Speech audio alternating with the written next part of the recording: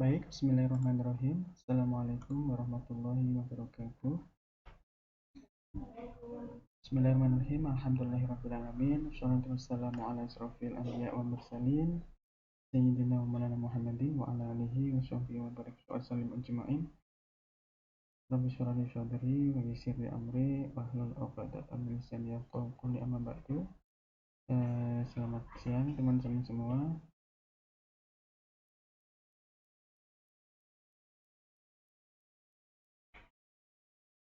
Terima kasih teman-teman semua. Selamat datang. Mari kita awali dengan mengucapkan syukur, terima kasih kepada Tuhan Yang Maha Esa, Allah Subhanahu wa Ta'ala, di mana atas limpahan rahmat, taufik serta hidayahnya, sehingga kita sekali lagi bisa berkumpul di pagi hari ini, siang hari ini, dalam keadaan sehat walafiat.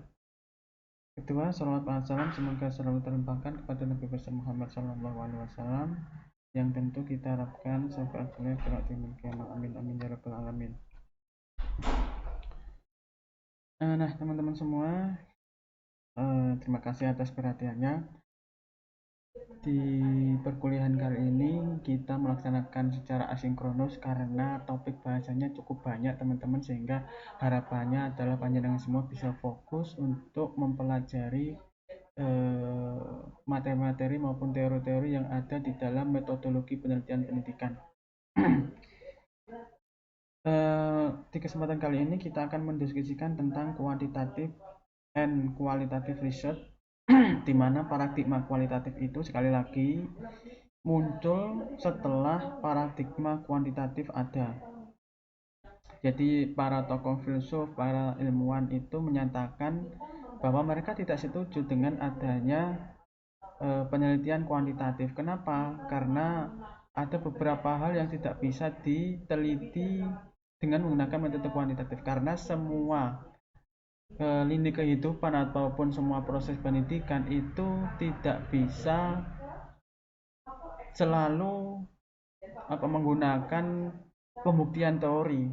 Jadi butuh paradigma baru untuk memotret, untuk menganalisis, untuk menelaah, untuk mempelajari fenomena-fenomena maupun kejadian-kejadian yang ada di sekeliling manusia.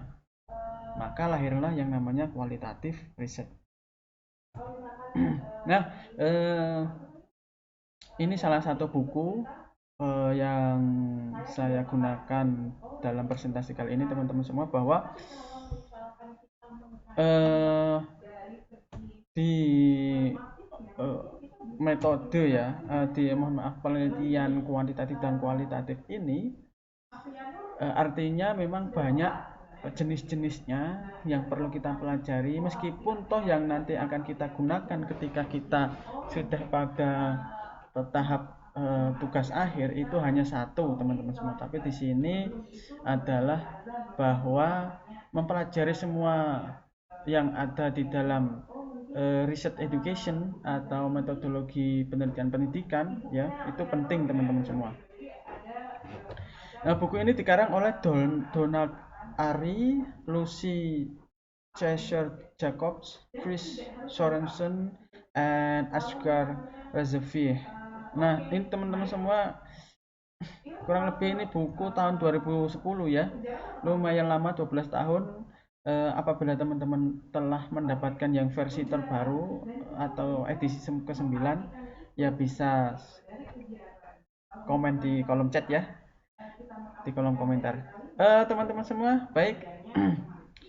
Jadi sekali lagi adalah paradigma kuantitatif itu adalah paradigma positivisme, bahwa segala sesuatu itu bisa dipelajari, bisa dibuktikan dengan melibatkan kebenaran ilmiah, dengan melibatkan berbagai instrumen.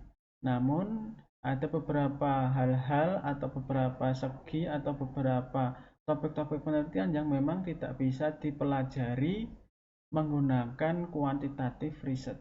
Maka lahirlah kualitatif riset dengan paradigma atau dengan filosofi post-positivistik. Post itu setelah, jadi lahirnya setelah positivisme atau post-positivistik.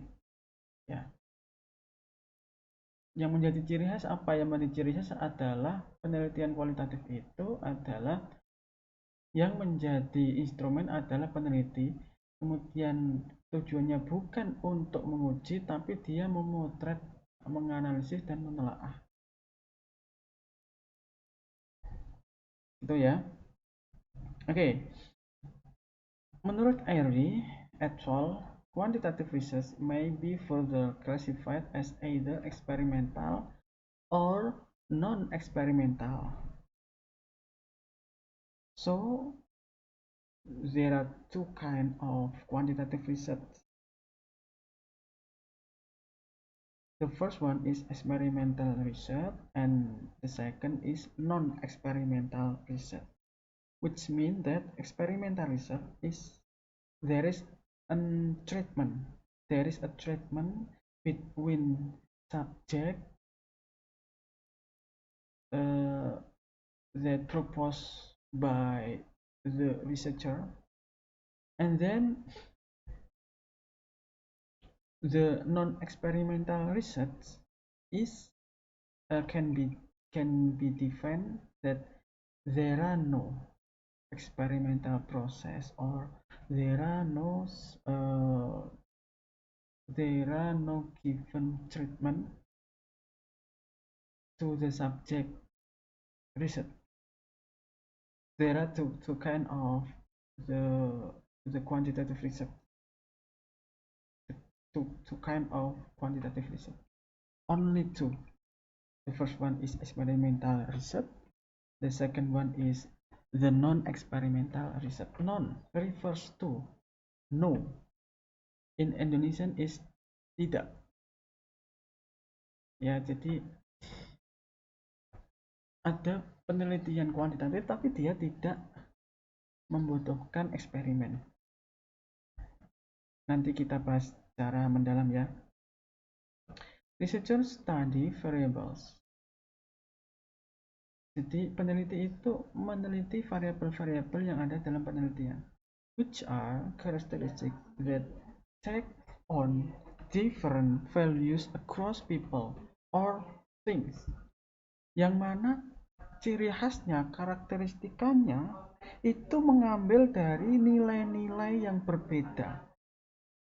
Perbedaan-perbedaan yang muncul, baik itu dari manusia maupun dari sesuatu.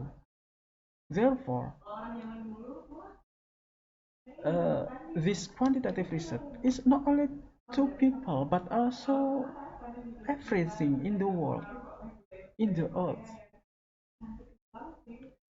Not only to some society, to teacher, to headmaster, to lecturer, but also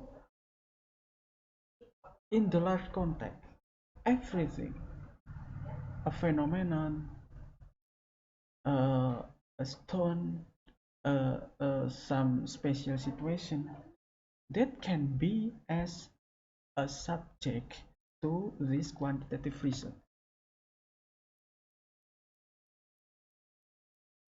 You must understand deeply by reading, by understanding, by learning by yourself or practice by yourself, by doing in especially in the last semester, in the last period of your bachelor education.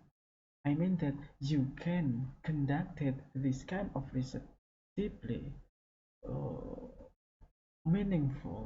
more meaningful in the last semester. Okay, and then experimental research involves a study of the effect of the systematic manipulation. So, especially in experimental research, this kind of research is involved a systematic manipulation. What are systematic manipulation? I will explain briefly. Okay, the systematic manipulation is like give intervention to the dependent variable, give intervention to the sample or to the subject of research, give manipulation to the learning media that we develop, that we plan, that we design. These are kind of systematic manipulation. Of course, there are systematically sentences, there are systematically instruction to conduct this kind of research, to to do to do experimental research. Okay, I replay this second sentences. Okay, this experimental research involve a study of the effect of the systematic manipulation of one variables on another variables. So I will explain, I will say that there are not only one variables, must be more than one variables. Why? Because if one variable you can only study, it is not enough for this kind of research. So the next step or our planning or our studying or our explanation is about how to study between one variables to another variables.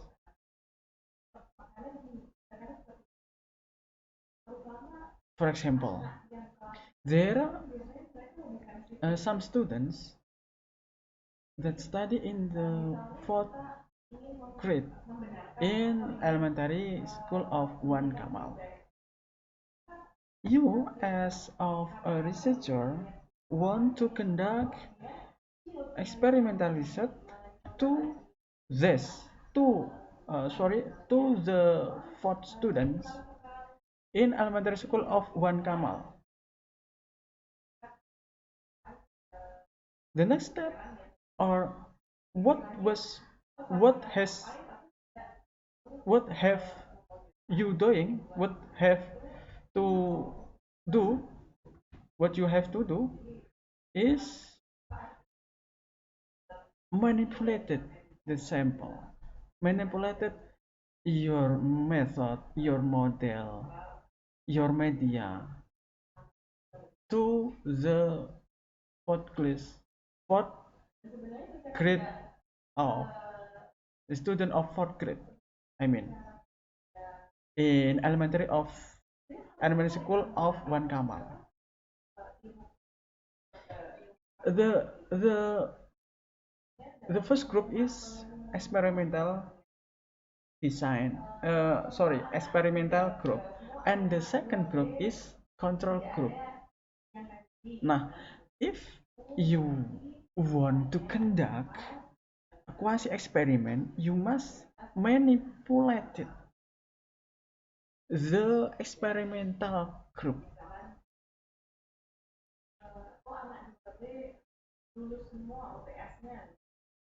What will you do?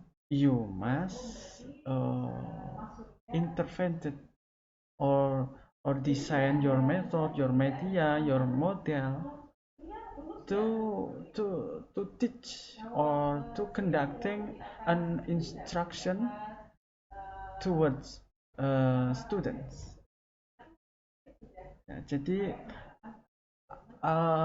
manipulasi dalam hal ini adalah bukan berarti kita merancang ataupun mengatur sedemikian rupa, tapi di situ kita mendesain media, merencanakan media. That's kind of manipulation, I mean. This is same with the statement of Ari et al. That the systematic manipulation of one variables on another variable. Jadi simulasi, mohon maaf, manipulasi ataupun intervensi dalam hal ini adalah pengaruh media metode TGT terhadap misalnya keterampilan membaca siswa kelas 4. That's kind of systematic manipulation. That's kind of systematic intervention antara variabel satu dengan yang lainnya. Itu eksperimen. Why eksperimen? Karena kita butuh yang namanya effect. We need an effect. This is the key point. We need the effect, especially in experimental research. Okay. I continue my explanation. The manipulated variable is called the experimental treatment. Ya, jadi apa yang Anda lakukan terhadap variabel tersebut adalah experimental treatment, perlakuan. The treatment in English is refers to perlakuan in Indonesian. Ya. So, the manipulated variable is called the experimental treatment or the independent variable. Especially experimental treatment is to the experimental group. Yeah. For example, you want to conduct or to examine the TGT method to the reading skill towards student of 4th grade in elementary school 1 Kamal. That's the title of sample. I mean, the experimental treatment, you as the researcher give a treatment by conducting instructional in the class, teaching, learning with TGT method, team game tournament, and then the control group you use other method or model, but the condition of control group is made same. Yeah, I mean there are no differences between its component, especially in control group. For example, teacher is the same teacher. The time, if you conduct in the morning, you must do your research or do your treatment in morning. There are control condition. Yeah. Okay. I back to my explanation before. Sorry, I back to my previous explanation. You conduct the instruction by manipulate your TGT method is called experimental treatment to the experimental group.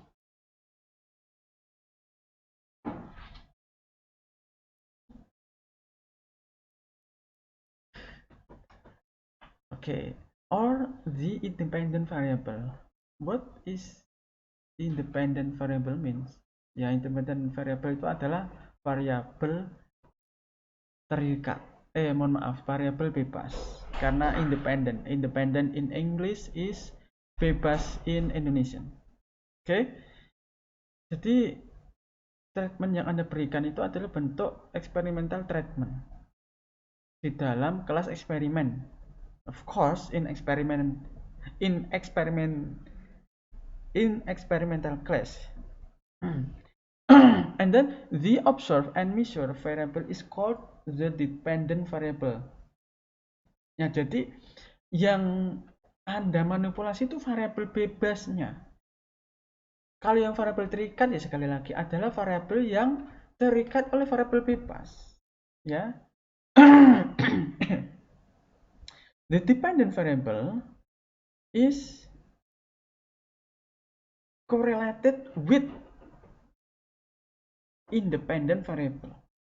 Dependent variable is correlated with manipulation of researcher. These are of dependent variable. These are the meaning of dependent variable. Yeah. Okay. I continue my explanation. In non-experimental quantitative research, I want to refresh your brain, your understanding, friends. There are two kinds of quantitative research. The first one is the experimental research, and the second one is non-experimental research. The phrase of non is refers to no, there is no treatment, tidak ada pengujian, tidak ada uji coba in quantitative research. In non-experimental quantitative research. That means that the researcher identifies variables and may look for relationship among them but does not manipulate the variables.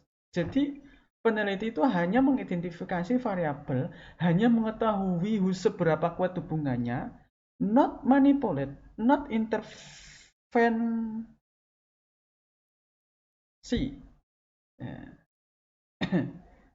not conducted the intervention,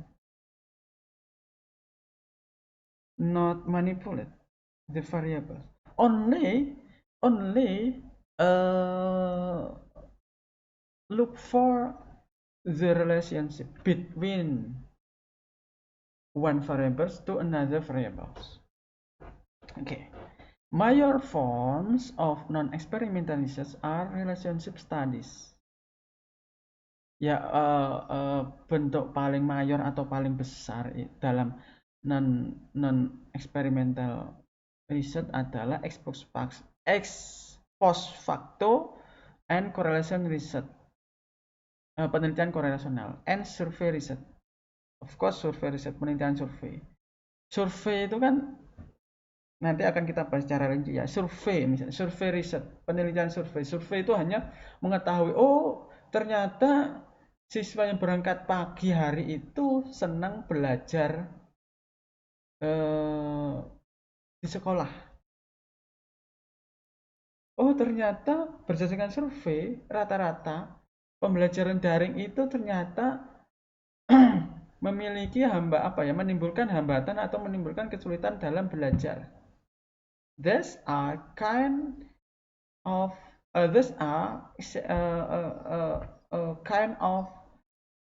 survey research. These are the example of survey research. And then the correlational research. If the researcher want to know about the correlation between one variable to another variable, for example, if you want to know about the correlation between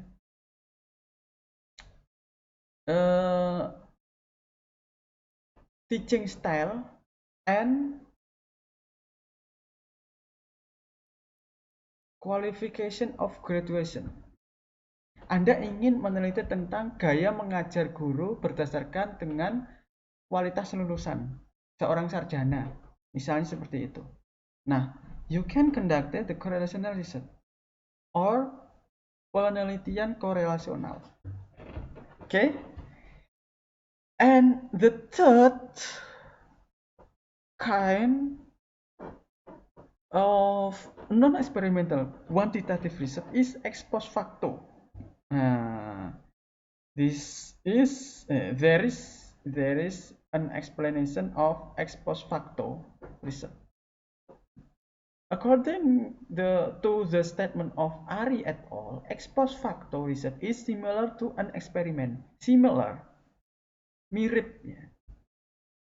except the researcher does not manipulate. Nah, jadi penyelesaian ex post facto itu mirip dengan eksperimental.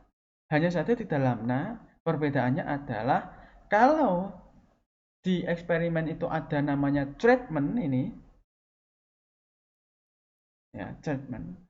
Sedangkan kalau ex post facto itu tidak ada treatment dan tidak ada manipulation, ya tidak ada manipulasi. The researcher does not manipulate the independent variable.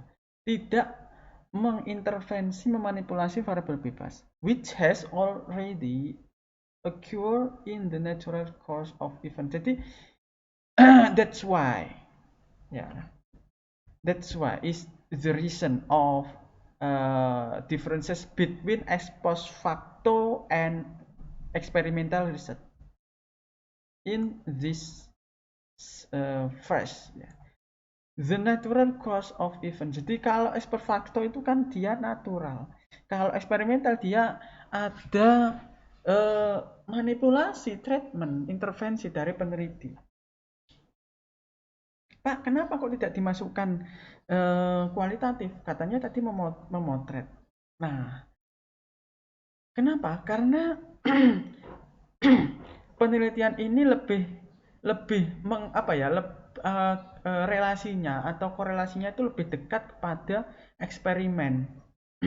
Meskipun di sana itu tidak selamanya harus memotret data, tapi juga mempelajari bagaimana bagaimana hubungan variabel tersebut, kemudian apa yang menyebabkan munculnya hal-hal melalui variabel tersebut dan sebagainya. The researcher simply compares group differing on the pre-existing independent variable. Pre-existing independent variable. Jadi lebih simpel ya, lebih simpel di dalam melihat komparasi grup, perbandingan antar kelompok ya, tentu di dalam variabel bebas. To determine any relationship to the dependent variable. Jadi begini, kalau di dalam kualitatif itu tidak ada variabel terikat dan variabel bebas, tapi kalau dalam kuantitatif dia ada variabel terikat, ada variabel bebas. Ex post facto ini ada independent. There are two variables in ex post facto research. The first one is independent variable, the same with experimental research. And the second one is dependent variable. The differences is if in experimental research there are manipulation, there are treatment, there are intervention, and in ex post facto there are no manipulation. The researcher does not manipulate. There are no intervention, there are no treatment. Only researcher identify the correlation between two variables, not give the judgment. That's the differences. Okay, understand? if there is something that are not understand by you can type some sentences in the comment below. Okay.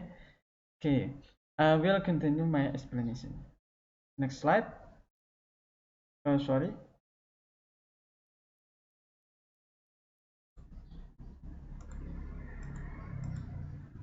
I will erase my pen.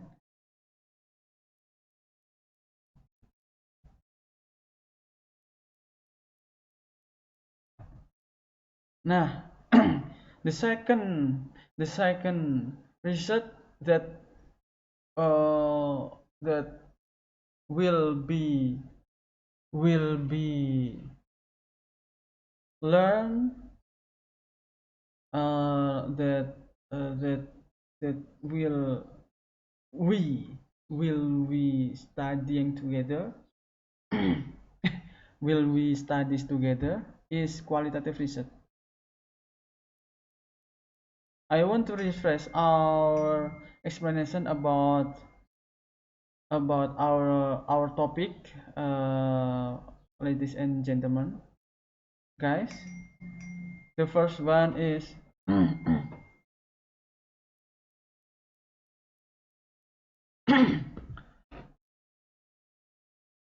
I'm sorry for disruption. Okay, the first one is quantitative research and the second one is qualitative research. We go to the qualitative research. The qualitative research, qualitative researchers seek to understand a phenomenon by focusing on the total picture rather than breaking it down into variables. This is the main differences. I say that this is the main differences between quantitative and qualitative. Bahwa penelitian kualitatif itu, peneliti itu tidak membreakdown subjek atau kondisi di lapangan atau fakta ke dalam variabel-variabel, tidak. Tapi di situ lebih memfokuskan terhadap kajian. Makanya kualitatif itu adalah penelitian yang lokus di suatu tempat, di suatu topik bahasan. Tapi kalau kuantitatif dia examine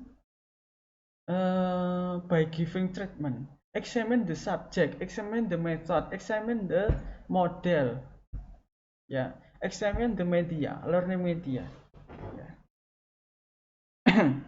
And the goal of qualitative research is a holistic picture.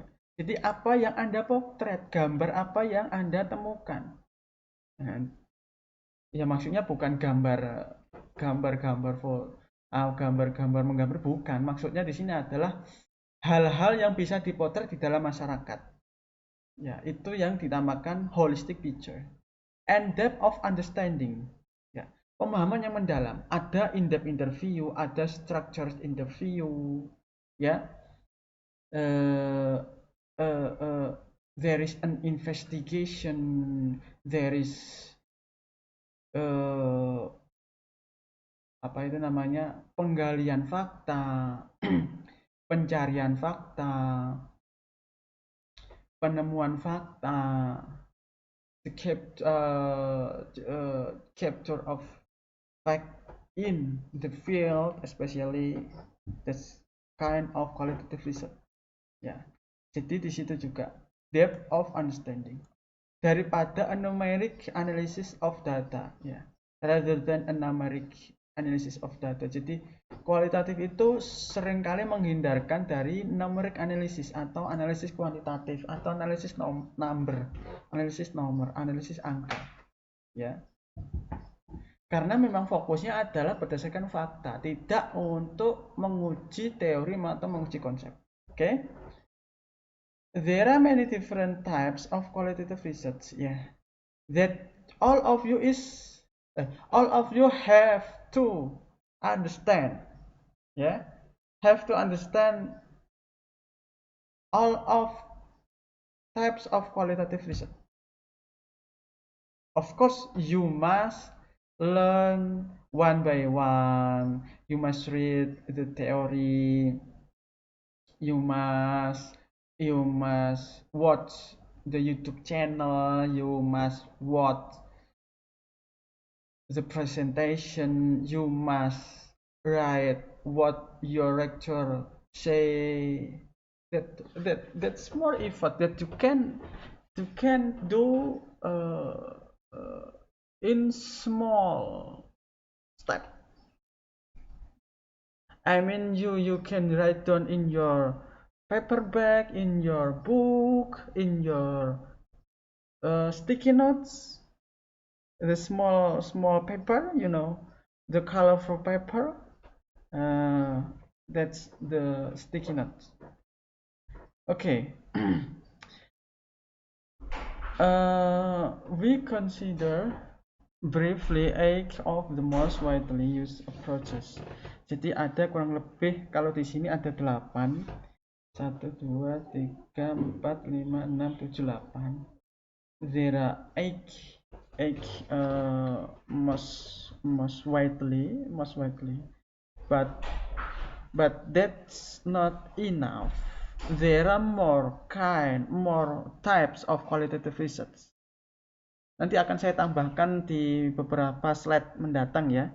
Tapi kita fokuskan di beberapa riset ini teman-teman semua. There are 8 types of qualitative research that are stated by Airy et al. 2010. The first one is basic interpretative studies. Penelitian interpretatif dasar, penelitian dasar. The second is case studies, studi kasus. The third is document or content analysis. Yeah. The fourth is ethnography. The phrase of ethno is refers to culture, refers to ethnicity. And the second phrase is graphy. The graphy phrase means as a graph or the picture. You know that photography, ilmu yang mempelajari tentang foto. Jadi etnografi itu penelitian yang memotret tentang budaya-budaya. That's called ethnography.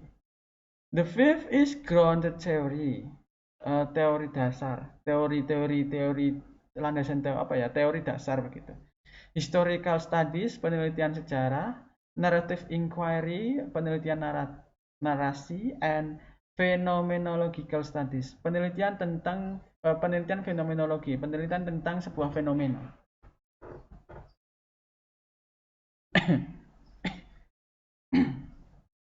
Oke. Itu adalah 8 contoh yang widely maksudnya adalah pendekatan yang sering digunakan di dalam penelitian kualitatif. Ya, teman-teman semua.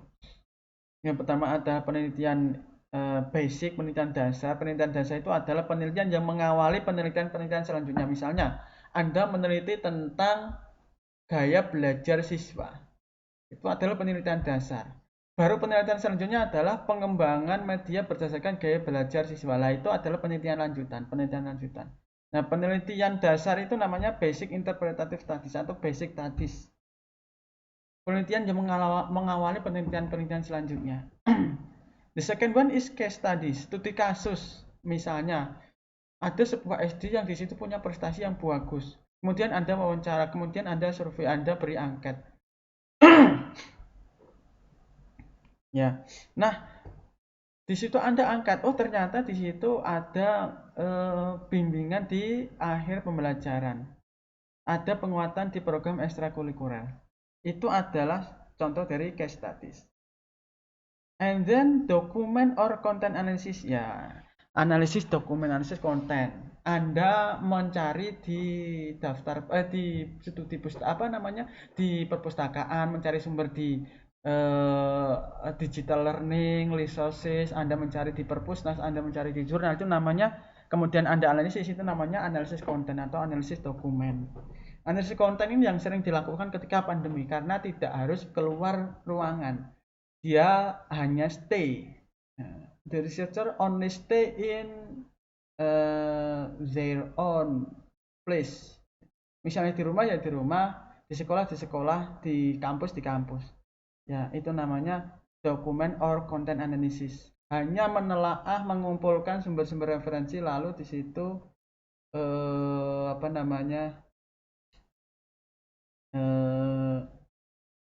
menganalisisnya. Setelah mengumpulkan lalu menganalisisnya. Etnografi misalnya, Anda meneliti tentang budaya kejawen di Kabupaten Bangkalan. Itu namanya etnografi riset. Kenapa? Karena hubungannya dengan budaya. Budaya apa? Kejawen. Bagaimana sih pola interaksinya? Bagaimana mereka mencuci baju? Bagaimana mereka mencuci beras? Bagaimana mereka memasak? Bagaimana mereka berbelanja, berkomunikasi? Itu namanya etnografi. Atau misalnya studi tentang suku Badui di Sunda, kalangan Sunda atau di Banten. Itu namanya etnografi. Mempelajari tentang apa? Pola-pola budaya, etnografi. Selanjutnya grounded teori, teori-teori dasar. Misalnya teori perkembangan belajar, teori perkembangan kognitif siswa. Itu namanya grounded teori. Anda misalnya ingin menguji atau membuktikan relevansi antara teori perkembangan belajar dengan dengan perkembangan belajar siswa di abad 21. Itu namanya grounded teori. Nanti kita bahas secara mendalam. Historical studies. Anda meneliti tentang sejarah, misalnya sejarah runtuhnya Majapahit di Mojokerto. Itu bisa dipelajari dari wawancara, dari pemotretan lapangan, penggalian data, lalu bisa dicari dari Balai Kebudayaan, Dinas Kebudayaan dan Pariwisata Kabupaten Mojokerto, misalnya begitu. Itu adalah beberapa hal-hal atau langkah-langkah yang bisa dilakukan manakala Anda melakukan penelitian historical studies. Ya. Kemudian selanjutnya adalah narrative inquiry. Penelitian ini adalah menampilkan data itu berupa narasi. Narasi dalam hal ini adalah ya cerita, mirip dengan historical studies, ya, dalam bentuk naratif yang menimbulkan pembaca itu penasaran. And phenomenological studies, ya, phenomenological studies. Jadi penelitian fenomenologi ini adalah penelitian fenomenologi ini adalah menelaah mempelajari tentang sebuah fenomena yang ada di sebuah tempat. Misalnya ada gaya mengajar guru yang unik di salah satu SD di Kabupaten Bangkalan. Itu adalah contoh dari sebuah fenomena, ya, phenomenological studies, ya. Yang itu nanti butuh memang penelitian yang secara mendalam.